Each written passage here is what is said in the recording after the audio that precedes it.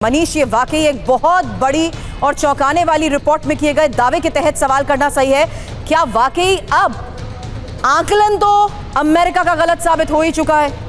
क्योंकि वो ईरान को कमजोर समझ रहा था, लेकिन ईरान इस रिपोर्ट में दावा यही किया जा रहा है कि हर अमेरिकी बेस को टारगेट करने में कामयाब रहा। क्या अब वाकई अमेरिका ने टाइम बाय करते हुए एक और तैयारी की कोशिश शुरू कर दी है?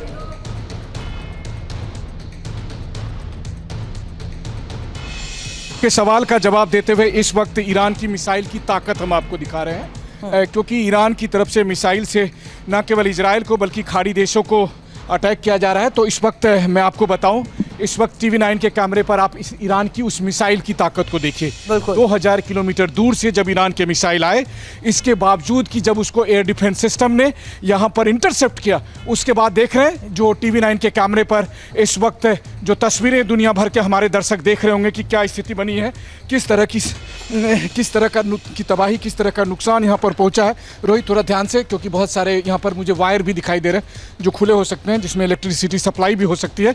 और देखिए, सबसे बड़ी बात यह है कि ईरान की तरफ से साफ कर दिया गया है कि चाहे आप खाड़ी देशों में जो अमेरिकी बेसेस हैं या फिर जहां पर अमेरिकन एसेट्स हैं, उनके इंटरेस्ट हैं, उनको वो लगातार अटैक कर रहे हैं। उसमें कहीं कोई कोताही नहीं बरती जा रही है ईरान की तरफ से, और ये बात IRGC साफ तौर पर कह रहा है। वहीं दूसरी तरफ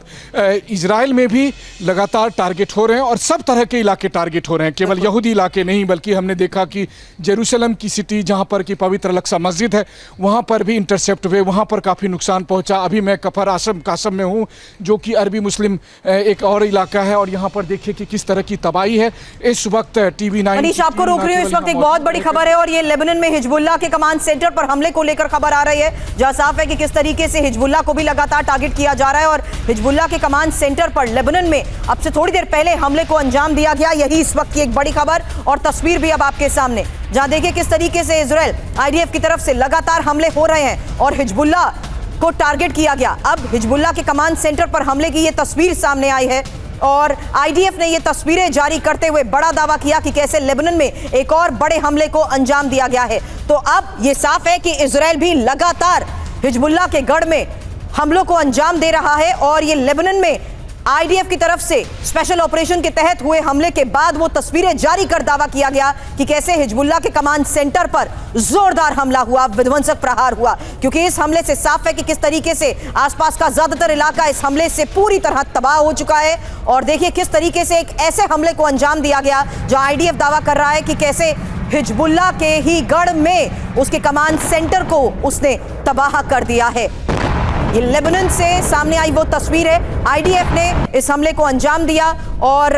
इसी इजरायली हमले में IRGC नेवी कमांडर की मौत को लेकर भी दावा किया जा रहा है। हिजबुल्लाह का कमांड सेंटर पूरी तरह तबाह हो चुका है। आपको बता दें, ईरान के प्रॉक्सी हिजबुल्लाह जिस तरीके से इजराइल को लगातार टारगेट कर रहे थे, यही वजह है कि इजराइल भी लगातार हमलों को अंजाम देते हुए लेबनान में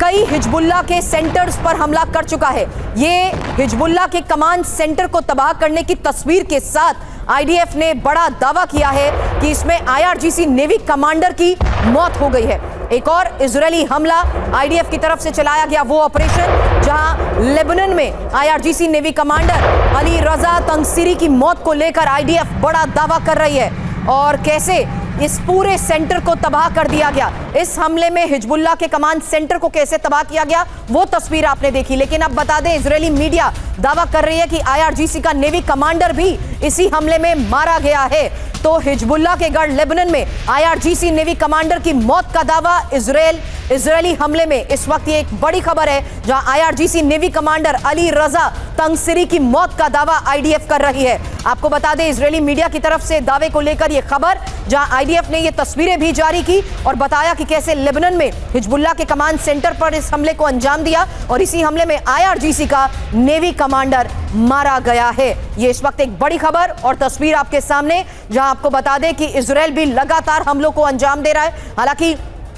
तेल अवीव के साथ साथ आज एक बड़ी खबर है, जहां हमारे सहयोगी मनीष झा भी हमें एक एक जानकारी दे रहे हैं उस इलाके से जहां आपसे थोड़ी देर पहले भी हमले को अंजाम दिया गया, और ईरानी मिसाइल्स के जरिए, क्लस्टर मिसाइल्स के जरिए जिस तरीके से तेल अवीव को टारगेट किया जा रहा है, उसकी एक एक तस्वीर आपने देखी। लेकिन अब जो तस्वीर इस वक्त अभी हमने आपको दिखाई, ये IRGC के नेवी कमांडर की भी तस्वीर आपके सामने है, क्योंकि अब लेबनान में इजराइल की तरफ से हुए हमले में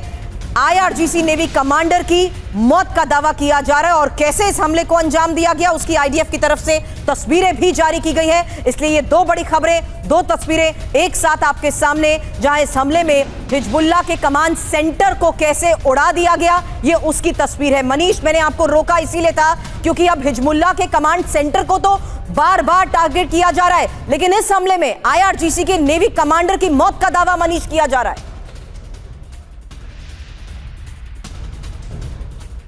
अगर देखा जाए तो ये इजराइल और अमेरिका के लिए एक बड़ी सफलता है कि उन्होंने IRGC के उस नेवी कमांडर को मार गिराने का दावा किया है, जिसे कहा जा रहा है कि वो हॉर्मुज स्ट्रीट में और आसपास के इलाके को बंद करने के लिए जो रणनीति बनाई थी उसमें से एक है। तो ऐसी स्थिति में जबकि व्हाइट हाउस की तरफ से ये कहा गया है कि दूसरे विश्व युद्ध के बाद पहली बार हुआ है कि किसी मुल्क की नेवी की इतनी बड़ी क्षमता को खत्म किया गया है कि 100 से अधिक नेवी के शिप को समंदर में डुबो दिया गया है। वहीं जो नेवी के बड़े बड़े ऑफिसर्स हैं उनको टारगेट किया जा रहा है और उसमें से एक है जो बंदर अब्बास में जब नेवी के कमांडर थे और उनके उस बिल्डिंग को टारगेट किया गया जिसमें नेवी के कमांडर के होने की बात सामने आई है। तो जाहिर है कि दोनों तरफ से लगातार, इसके बावजूद कि प्रेसिडेंट ट्रंप कह रहे हैं कि बातचीत की कोशिश की जा रही है, ईरान के साथ संपर्क में है, लेकिन लगातार दोनों तरफ से हमले हो रहे हैं। ईरान के हमले का गवाह तो खुद यहाँ पर TV9 की टीम मौजूद होकर आपको दे ही रही है कि किस तरह की तबाही हुई है, किस तरह की बर्बादी हुई है। वहीं दूसरी तरफ अमेरिका और इजराइल भी लगातार स्ट्राइक कर रहा है। देखिए करीब 15,000 से अधिक ठिकानों को बॉम्बिंग की गई है पिछले 28 दिन के जंग के दरमियान और इसमें काफ़ी नुकसान ईरान को भी पहुंचा है। ये अलग बात है कि ईरान से तस्वीरें नहीं आ रही, उतनी जानकारियां नहीं आ रही है, लेकिन हाँ, ईरान की न केवल पूरी लीडरशिप, पॉलिटिकल और मिलिट्री लीडरशिप, बल्कि ग्राउंड पर मौजूद जो नेवी कमांडर और जो दूसरे लोग हैं उनको भी टारगेट किया जा रहा है और उसकी वजह से ईरान को काफ़ी नुकसान पहुंचा रहा है। लेकिन फिर भी ये जंग थमने का नाम नहीं ले रही है, क्योंकि दोनों में से कोई पक्ष न रुकने को तैयार है न झुकने को तैयार है और इसी से लगता है कि यह सिलसिला लंबे समय तक चलने वाला है। सुरभि।